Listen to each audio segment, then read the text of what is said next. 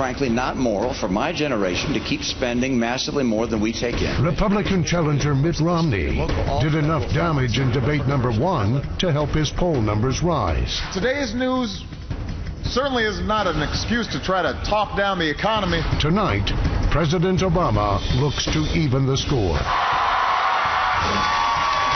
The second presidential debate of campaign 2012 is less than 30 minutes away.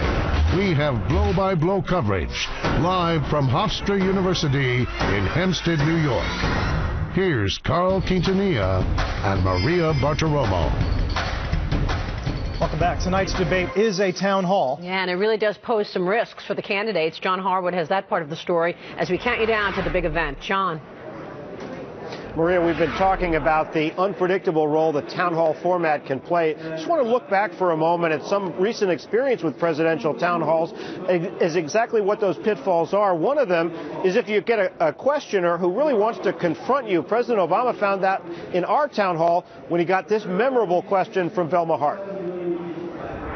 Quite frankly, I'm exhausted. I'm exhausted of defending you, defending your administration, defending the mantle of change that I voted for, and deeply disappointed with where we are right now. I understand your frustration. Let me just give you a couple of examples. If you have a credit card, which I assume you do. No. Well, see, now you're really, now you've shown how responsible you are.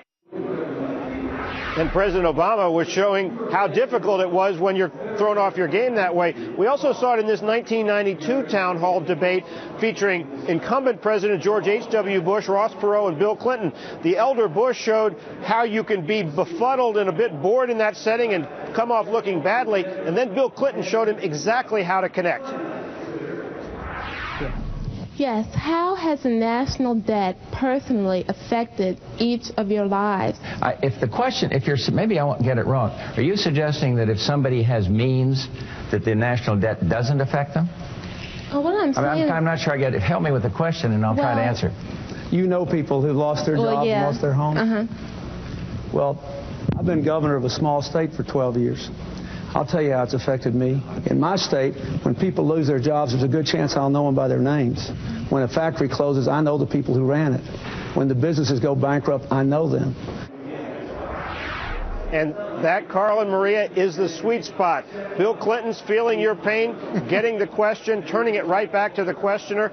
That's what both of these candidates are going to try to do tonight. Absolutely, John. Thanks so much. And with us now from Clute, Texas, is Congressman Ron Paul.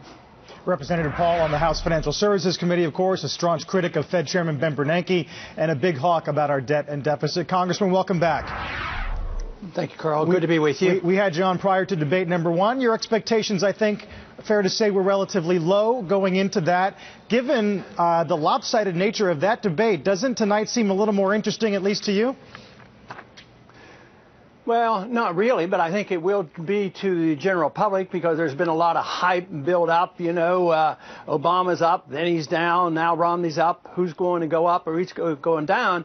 And it's discouraging to me because I don't think they get to the real issues, and that's what I'm hoping they'll do. And I guess we'll have a little bit of chance as a town hall meeting that somebody there will be shrewd enough to ask a really good question like the lady did about the credit card. I think that's great. Maybe if they talked about the credit card, they'd say, well, who has the federal credit card? Well, it just happens to be the Federal Reserve. Without the Federal Reserve, none of that deficit would occur. So I hope we get some questions along those lines. What would you like to hear from the president? What does the president need to do, Congressman, to get some momentum back?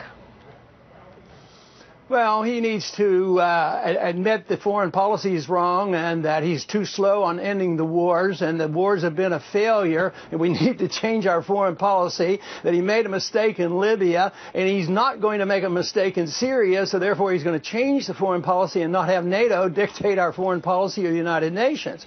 And hopefully then Governor Romney would follow and say, you know, that sounds like a pretty good idea. That might be the best thing we can do for the American people, and that would be a good place to start saving some money, because our policies have been harmful, not only for our national security purposes, but it has been so harmful to us financially as well. These $4 trillion of additional debt for these wars in the last 10 years, it's a serious problem, and neither one of them really want to admit how serious the foreign policy control contributes to our economic problems. Congressman Paul, you're a Fed critic, and Mitt Romney has said he will not appoint Ben Bernanke or not reappoint Ben Bernanke.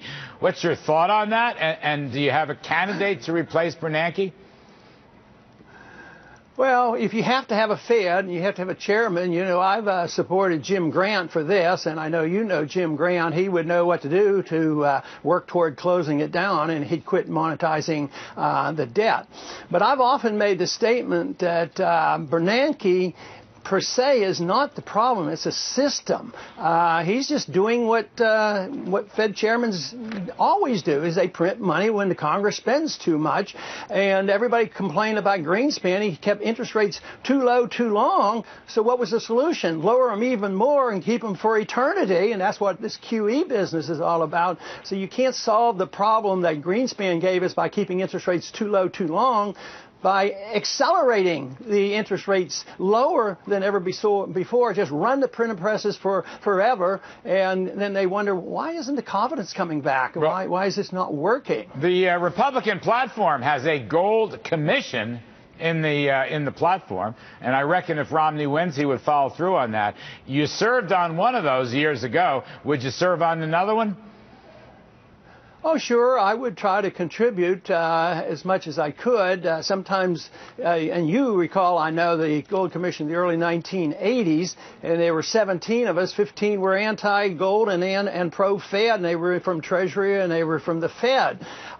So it's who gets appointed. You know, if it's just sort of a cover-up and say, oh, yeah, we talked about gold again and sound money, and there's a lot more talk right now about, you know, tying our dollar to gold, but they might just use it as a cover-up. I mean, we really have to be serious about it. So I will do my very best. If anybody is interested in my opinions about it, I would do my very best to contribute the best I could to obeying the Constitution and make our dollar as good as gold. But, Congressman, all of these issues, whether the Fed, taxes, the debt, require compromise and agreement on both sides. The president has been unable to bring the two sides together to actually get things done. I'm referring, of course, to the fiscal cliff. Why should we believe that the next 4 years would be any different?